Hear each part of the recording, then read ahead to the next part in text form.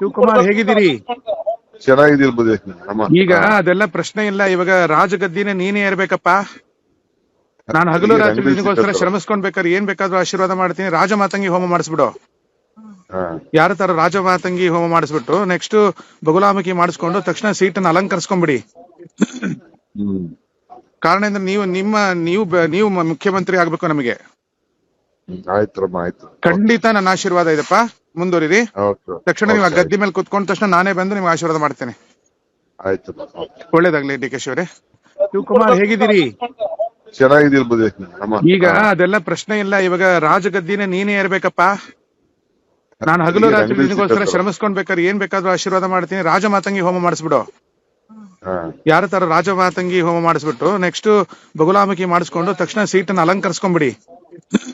ಹ್ಮ್. ಕಾರಣ ಅಂದ್ರೆ ನೀವು ಮುಖ್ಯಮಂತ್ರಿ ಆಗ್ಬೇಕು ನಮಗೆ.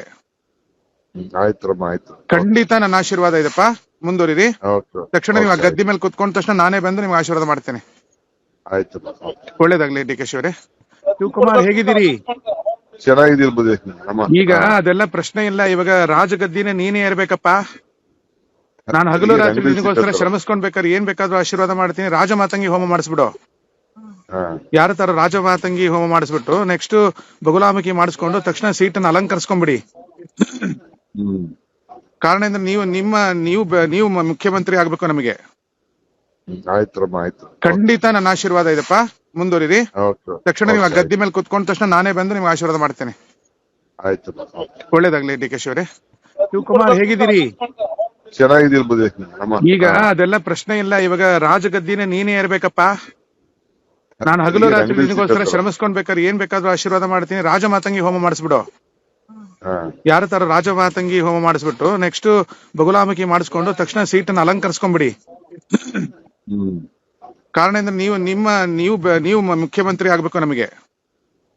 ಆಯ್ತ್ರಮ್ಮ ಆಯ್ತು. ಖಂಡಿತ ನನ್ನ ಆಶೀರ್ವಾದ ಇದೆಪ್ಪ, ಮುಂದುವರಿರಿ. ಓಕೆ. ತಕ್ಷಣ ನೀವು ಆ ಗದ್ದೆ ಮೇಲೆ ಕುತ್ಕೊಂಡ ತಕ್ಷಣ ನಾನೇ ಬಂದು ನಿಮ್ಗೆ ಆಶೀರ್ವಾದ ಮಾಡ್ತೇನೆ. ಆಯ್ತು. ಒಳ್ಳೇದಾಗ್ಲಿ ಡಿ ಕೆ ಶಿವರೇ. ಶಿವಕುಮಾರ್ ಹೇಗಿದ್ದೀರಿ?